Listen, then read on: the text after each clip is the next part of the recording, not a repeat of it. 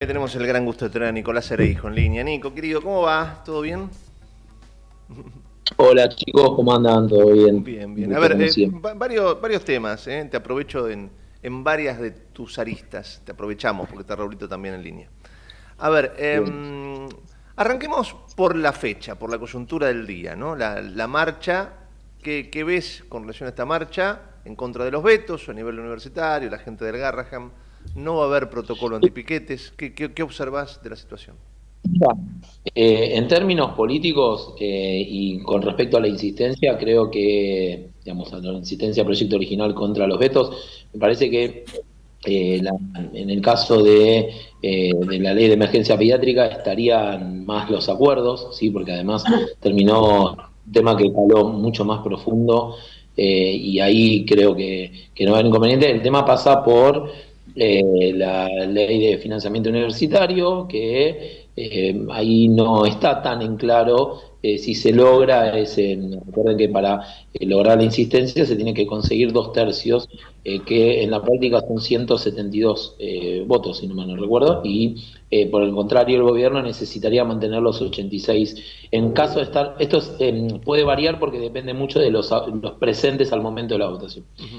Entonces, pero, a ver, la apuesta del gobierno tiene que ver con que aclara que en el presupuesto hay de alguna manera una recomposición salarial en términos de lo que se propone para el año que viene, que es discutible por el nivel de inflación, eso calculo que lo habrán hablado, Sí, pero sí, bueno, sí, vieron sí. que el nivel de inflación que se estima un 10% es, bueno, ojalá que sea, ¿no? Pero digo, es un poco exigente y hay que ver si efectivamente se terminando igual a ese número los rectores estuvieron siendo más críticos. Pero también acá lo que sumo aquí es bueno, una campaña que también ha lanzado el gobierno que tiene que ver con, en concreto con la universidad pública, a diferencia de lo del Garrahan, se ve como, bueno, un poco hostigando el concepto de universidad pública y me parece que hoy va a haber una marcha muy importante y ahí va a haber un fenómeno de presión porque en el medio de la marcha, si se resuelve no insistir con el proyecto de ley, bueno, puede llegar a ser, hay que ver, Dios quiera que no pase nada, pero bueno, el clima social puede ser realmente tensionante. O sea que ahí te diría que va a estar el centro de atención. El gobierno aspira también ahí a un grupo de radicales que de la mano de Loredo, que estaría quizá en condiciones de garantizar los votos que les estaría faltando, y algún otro partido aliado de gobernadores perdió bastante apoyo, por eso es que hoy no tiene tanto seguro, así que, digamos, ahí tenés, te diría que el ojo hoy de la tormenta va a estar puesto efectivamente con lo que suceda con el tema de universidades, sin duda. Ujú. Raúl. Nicolás, querido, ¿cómo te va? Es un placer nuevamente contactarte. Vos sabés que estaba pensando que toda esta situación que surge después claramente de lo que ha sucedido en la provincia de Buenos Aires, y tal vez de algunos gestos del presidente, que bueno, vos juzgarás si son gestos verdaderos o no, entre comillas, digo, pareciera que desde el lado del gobierno estén un poquito más interesados en mostrar que van a dejar un poquito de lado, tal vez, la motosierra y se van a ocupar de tomar el bisturí. Pareciera. ¿Vos cómo analizás eso? Bueno, es interesante. Efectivamente, el discurso de presentación de la ley de presupuesto que hizo el presidente en cadena nacional hay un acuerdo en general que fue mucho más moderado, no se refirió en términos despectivos hacia ningún otro de los sectores políticos y me parece que entendió de alguna manera que por la política necesita inevitablemente negociar para conseguir gobernabilidad. Creo que sin duda fue un cimbronazo lo de lo ocurrido en las elecciones legislativas, más que nada porque demuestra que pierde, o sea que puede perder. Y sin ir más lejos, ya el primer análisis que ha salido, primera encuesta de la provincia de Buenos Aires, ya lo ubica abajo en la provincia de Buenos Ujú. Aires. ¿Sí? Entonces, efectivamente sintió el golpe. Ahora bien, lo que no observo es el lado más del presidente, un poco quizás retiró acá, pero los sectores que responden a él, los funcionarios de eso, me parece que la idea fue dejarlo más a Milei cubierto de esto, pero sí tiene segundas, terceras líneas que el mensaje, la radicalización, etcétera, lejos de cambiar se profundizó. Si ustedes observan las redes sociales, Sí. hay voceros del propio gobierno, como Diego Recalde, digamos, el propio secretario de Políticas Universitarias, que bueno, tienen un discurso que saldría más bien en contra ahí. No veo esa paz social. Sí, me parece que al presidente lo tratan de resguardar y porque también observaron del otro lado que Kicillof salió a buscar a ese público más moderado, ¿no? La entrevista que le dio a Clarín el domingo, después la entrevista que le da a Pagni, ¿no? Me parece que acá lo que se va a ver es lo que en ciencia política llamamos un modelo de competencia centrípeta. ¿Qué es esto? O sea, en algún momento determinado, los dos sectores ideológicos saben que para conseguir al votante más indeciso, en este caso van a tratar de buscar hacia el centro, por eso centrípeto. Eso es una buena noticia para la estabilidad democrática, que significa que no se va hacia los extremos, ¿sí? El Ahora, votante... déjame meter la cuchara ahí, porque digo, viste que hay, Sí, no sé si opinas así, pero siento que hay como sí. democracia y hay tolerancia democrática en elecciones. Entonces, durante la campaña vamos a tal lado, me dejo que me haga una entrevista a tal periodista, me muevo en determinados sectores, terminó la elección, te odio, te considero una basura repugnante. Duraste 2 años. Es una cosa de loco. Y me pongo el traje de absolutista. Claro, ¿viste?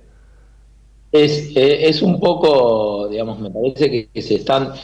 Es una situación delicada, insisto, porque los dos sectores políticos tienen componentes de por sí vinculados a este fanatismo. Digo, Kicillof también viene de un espacio como la Cámpora, digo que la Cámpora también apela a este tipo de recursos a la hora de generar la incidencia de la opinión pública, con lo cual entre los dos son dos extremos que se van así. Me parece que el mensaje que, como bien decís Gustavo, que se termina dando en las elecciones, también tiene que ver con que la gente un poco está claro que hay un electorado enojado con Milei. ¿Sí? Y ese fue parte, no fue a votar, parte pudo haber optado por una elección hacia algún candidato que haya sacado muchos menos votos. Fíjate que lo que están haciendo muchos voceros del gobierno es pedir, por ejemplo, no sé, que Talerico de Potencia o que López Murphy, en Potencia en provincia y López Murphy en capital se bajen, por ejemplo, ¿no? Entonces que ese voto vaya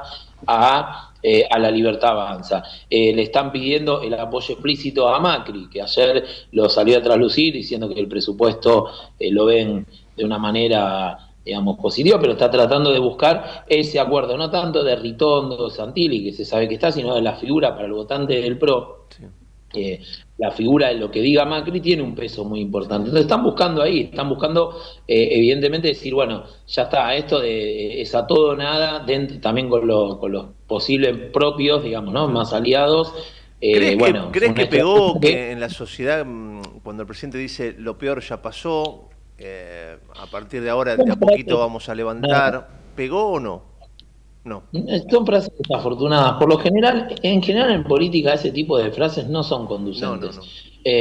De la misma manera que vamos a sacar la pobreza, ¿se acuerdan? Pobreza cero de Macri. Bueno, esta frase de lo peor ya pasó, cuando uno va a los archivos, no solo la ha dicho Milei, la han dicho otros presidentes que después han perdido popularidad después de decirlo. Entonces, son frases que realmente sorprenden en presidentes que tienen coberturas y equipos de comunicación fuerte que se incurran en estos errores. O sea, obviamente se quiere dar una sensación de seguridad, ¿no? De solidez. Bueno, lo malo ya está, ahora viene todo lo bueno. Y eso, el mercado te está también diciendo otras cosas.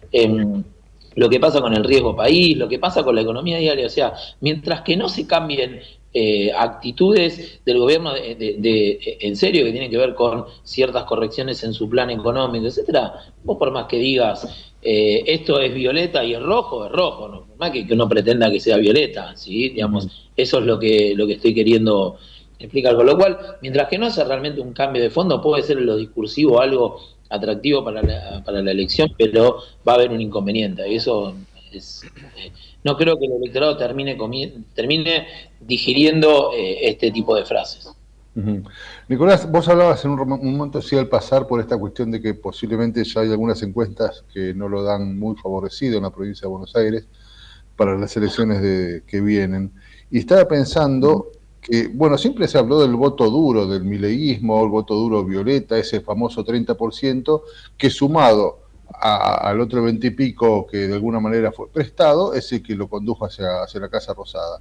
¿Dónde está ese voto prestado? Digo, ¿está repartido entre quienes no han ido a votar o hay una encrucijada adentro, hay una interna dentro del gobierno que pareciera que, bueno, si vos usás bisturí a mí no me gusta, yo quiero que vayas a fondo porque si no esto sería lo que hizo Macri? Bueno, bien, a ver, desde lo que se evidencian con los datos, con la evidencia empírica que contamos, vos tenés el núcleo duro de Milei, que es parecido con un poquitito más de lo que sacó en las elecciones generales en el 2023, está rondando el 30%. El núcleo duro que lo va a acompañar, digamos, como se dice en la cancha, las buenas y las malas, ¿no? Lo va a estar acompañando, salvo alguna cuestión que exceda demasiado, lo tiene. Y fíjate que es el que sacó también en la provincia de Buenos Aires. O sea, eso lo tiene constituido, al igual que lo tiene constituido también el kirchnerismo. Fíjese, alrededor cercano al 30%. Después vos tenés un electorado que, por supuesto, en el balotaje fue el 26%, que le permitió llegar a ese 56%. O en esos términos generales, ¿qué tenés? Un público de ahí, mayormente, o sea, como denominador común, antiquinerista, o sea, no quiere que el quinerismo gane, y eso el gobierno lo sabe, entonces es el caballito de batalla para decir, che, mirá que si no me votás y votás a otra opción, gana el quinerismo. Por lo tanto, pensalo dos veces, ¿sí? Y lo que se jugó demasiado con ese argumento, digamos, poner todo sobre la mesa su antiquinerismo, pero ese electorado también le dijo, mirá, yo soy antiquinerista, pero en esta elección que es legislativa, yo no estoy de acuerdo con estas cuestiones, este destrato sobre el resto, las instituciones, etcétera. Entonces le hizo un llamado de atención y me parece que ahí es donde está corrigiendo el gobierno. El gobierno está diciendo, bueno, mire, esto puede ser un tema de forma y todo, pero si no votamos, no gana quien. Entonces me parece que ese voto es más un voto anti, es un voto más antiquinerista que no quiere bajo ningún punto de vista que gane esa expresión del peronismo y ahí lo tenés que en las elecciones,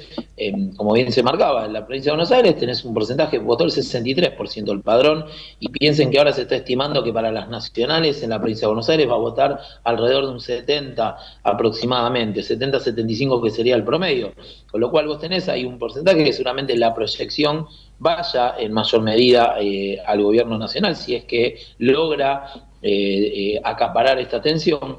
Y te diría que ese es el eje central. Después, en otras cuestiones, puede ser que también ese votante decida finalmente igual apoyar una tercera vía, que lo veo más desde ese lugar, lo veo a candidatos, insisto, el Talerico, quizá, el Talerico y López Murphy en Ciudad, los veo más de ese estilo, ¿no? de votante por ahí.